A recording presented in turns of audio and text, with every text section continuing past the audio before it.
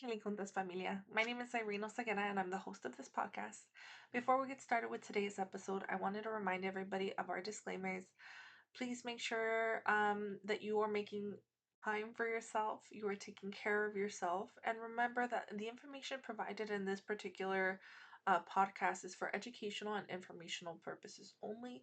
I am not a licensed clinician, and the information that is discussed does not substitute for mental health support. So if you feel like you are in need, please reach out to those close to you, get the specialized support that you need. If you are in active crisis, please call 911 and get the support you need. We want to make sure that we are not messing around with your mental or physical health. Okay, so please take care of yourself. That being said, let's get started. So today we're going to be talking about mental illness in mental health clinicians. Um, some of you might remember from my first episode, I talked about I am a mental health clinician myself. Um, that being said, I've also struggled with mental health issues for the majority of my lifetime, actually. It's been an ongoing issue most of my lifetime, in and out of therapy, medication support, the whole nine yards. That being said, it can be really difficult as a mental health clinician to show up in spaces that require you to be a professional when you know you suffer from mental health issues.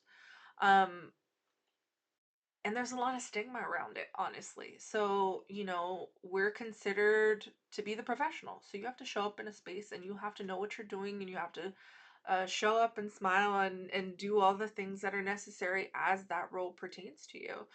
Um, but it can be really challenging, right? It can be really challenging to show up in a space and not feel like you're showing up as your authentic self. Um, and that's why I really wanted to talk about the stigma behind this because as professionals, we show up, we do our job, we, go home and we pretend like these worlds are separate. But the reality is they're not. The reason I can show up as my best version of myself in a clinical capacity is because of the experiences I come from, because of the traumas that I've had to experience. Does it mean it was fun? Absolutely not. I don't recommend going and get traumatized for no reason, right? Um, but what I do think is that it makes my experiences allow me to be relatable to my clients in a way that a clinician that might not have had those experiences can relate to them. And I really do think now that I've matured and I've gone through my own healing process that my traumas and my experiences allow me to show up as the best version of myself for my clients. And additionally, I find that self disclosure, obviously in moderation, is very much an effective tool to working with my clients. My clients have repeatedly told me, like, wow, I really appreciate you telling me that because I felt like I was alone in this. And it's my job to be able to say that, to be able to provide that support and say, hey, no, you are not alone in this. I've actually gone through something similar and I know you can come out ahead because if I can do it, you can definitely do it. And I'm always there to use my experiences to support and uplift them. Again, that being said, it's all in moderation, right? Because if there's over disclosure, you are now taking the focus away from your client. That's not what we're looking for. We're really looking for self disclosure as a tool to be able to promote and uplift our clients, not drown out their voice, right? That's not the purpose. So obviously use self-disclosure in moderation. Make sure that you feel comfortable with what you're disclosing. Don't get too personal, don't get too detailed. Use it as a general gist, right? Just so they can get a basic understanding of where you're coming from and what the point is for you to disclose. Um, that's a tip particularly for my clinicians, right? But getting back to the stigma aspect of it, the reason why it can be very stigmatizing is because, again, a lot of us don't talk about it. We don't talk about the fact that we have these mental health concerns of our own. And for a very long time, I had no idea um, that other people really suffered from this. I thought it was just kind of like the weird anomaly of, I happen to have really crappy mental health issues, but I'm also a clinician. I didn't really know anybody around me that suffered the way I suffered in that way. So it wasn't until I really got involved within the mental health space and the mental health community that I started to notice, like, hey, I am not that crazy. There are other people that have experienced very similar things to me and are showing up and still turning out to be fantastic clinicians for their clients. Um, and that really brought me to do a little more research into this, right? So as I was preparing for this podcast, I did some more research and I found one study that really kind of blew me away because I knew, there's a lot of us that struggle with mental health issues, but I didn't know it was this much. And let me read it to you, right? So the study found that with about 1,400 participants that they researched. These were all clinicians. They found that 80% of the clinicians reported a lifetime history of mental health difficulties. And out of those 80%, nearly half, so about 48%, reported a diagnosed mental health. So although this doesn't, we can't say that, 50% of the mental health clinician population has it because it's a very small study. It's about 1,400 clinicians.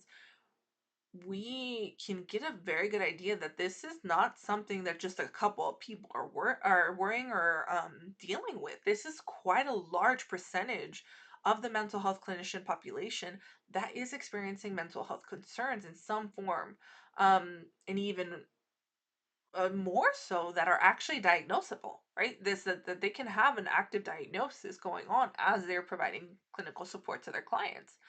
Um, and that's not to mention, like, that's already previous history, right? We're not even talking about the toll that being a mental health clinician in this day and age takes on a person. So if you didn't have a mental health concern prior to being in this field, you probably started to have one after, right? Because there's a lot of stress and anxiety and overwhelm and all these other things that come with the work that we do because we are constantly giving and giving and giving of ourselves to other people. And if you don't have a sense of compassion towards self, boundaries in the work that you're doing, if you don't have an active support system, it can get very overwhelming very quickly. So mental health issues are not uncommon. Um, that is to say that we have mental health issues. We are not our mental health diagnosis. So what do I mean by that? What I mean is I have anxiety. I have depression, right? I'm not shy about it. Anybody that asks me, I'll tell you. But I am not my diagnosis. I am not only a depressed person. I'm not only an anxious person. I am much more than that. I just happen to have these symptoms along with me that come for the ride wherever I go. And there's great days, then there's crap days, and everything in between. And it's up to me to kind of work through that. But when I show up in front of my client, I get to use those experiences to support them. Because when my client sits in front of me and says, "Hey, I feel like I can't get out of bed. I don't have any motivation to interact with my friends or my family. I can barely, get into the shower." It's something that I can be like, "Hey, I don't just sympathize with you, I empathize with you. I can genuinely understand what you're going through. Now let's work together to get you where you want to be. And let's take those baby steps 1% better every single day that we can get you a little bit closer to the health and wellness that you are striving for." So it really is an opportunity for us as clinicians to use our experience and use the things that we've gone through to help guide our clients along their journey as well. Um, so I really do think it's an absolutely amazing opportunity for us to be able to do these things and to be able to um, share our experiences in this way. Additionally, what I think it can do too is help reduce the stigma amongst ourselves, right? Because a lot of times we keep this to ourselves. We don't really tell people what we're going through, especially our fellow our colleagues, our supervisors. Um, and to be fair, there's a lot of societal and structural um, kind of hierarchy things and just procedurally, I don't know. There's just a lot of things going on that can make it really difficult for us to be honest and straightforward about our mental health diagnosis. To say we don't face discrimination would be a lie. But finding a safe, comfortable network and support system is essential to what we do. For example, I met a colleague at the Latinx therapy group, and they were absolutely fantastic. And and one of the girls from that group um runs her own like virtual cafecito thing, and I get to join every once in a while when my schedule allows it, and it's just a beautiful space of like-minded individuals, like-minded clinicians who want to show up with their best foot forward for their clients, but also need a space for themselves to talk and to vent and to be the best version of themselves by allowing themselves to show up authentically in these spaces. And I think it's essential work that they're doing. And really, what I want to strive to create here with Healing Juntas is an opportunity for clients, for clinicians, for all of us together to come into this space and say, hey, I can do this. I can be the best version of myself as long as I open up little by little, right? It obviously the situation has to dictate that. But if we can take these little moments and be more authentically ourselves, our clients are going to feel that. Our clients are going to be the ones to reap the rewards of us being our most genuine self in session. And I've been blessed to work with some amazing clients that genuinely appreciate me showing up authentically, and it's just a beautiful relationship that gets to form that way. So I really appreciate that opportunity with my clients, but they also allow me that space, right? And I also make sure that they're comfortable with it. I always make sure, hey, are you comfortable if I bring in some self-disclosure into this session? So as a clinician, I always want to emphasize the importance of meeting the client where they are and asking, right? If they are not comfortable, don't go there. And that's okay. It's not a personal thing. It's just the fact that they might not be ready for that. They might be in the venting stage or very much in their moment that they don't need outside perspective at that moment. They just need you to listen. And that's okay. But when the time is right, you'll start to feel it like, hey, this could be a beneficial moment to insert a little self disclosure. Again, that's to your clinical discretion. Each person is a little different. I'm a self-disclosure queen, but I always make sure my client is comfortable with it before I move forward, and I'm very general with it. I don't get into details. I just kind of, you know, whole person view so that I can really just get the point across and they can have a general idea of what I'm talking about. um but yeah, so breaking down stigmas is number one. Two, the shared experience, right? Being able to have that connection and a camaraderie with our fellow clinicians. That way, we're seeing each other as humans. We're not just seeing each other as these professionals. We, within ourselves, are creating a collaborative of understanding and communication and seeing each other as humans that need support and need to be uplifted within ourselves. And I think it's an amazing thing that can happen when we have those opportunities to connect in that way. And third, disclosures, like I mentioned, please be careful with disclosures. It can be a beautiful tool, but it can also be very dangerous because you can be taking away something from your client if you aren't cautious with how you use them. So like I said, be as general as possible, get the point across. Um, but don't be afraid of it either, right? It's kind of like a balancing act, right? To figure out the right formula of what is too much disclosure and what is not enough disclosure. You don't want to be like just that stick in a wall in a corner where they're like they can't relate to you either. I think disclosure is necessary for them to feel like you're a genuine person, excuse me, that cares about them and that want to interact with them as a human, not just like this professional client dynamic only. Um, so yeah, those are the really big important things that I think as mental health clinicians and as clients we need to be understanding of. Um, as a client of a mental health, therapist, right? I am also in therapy and I also receive support from my mental health issues.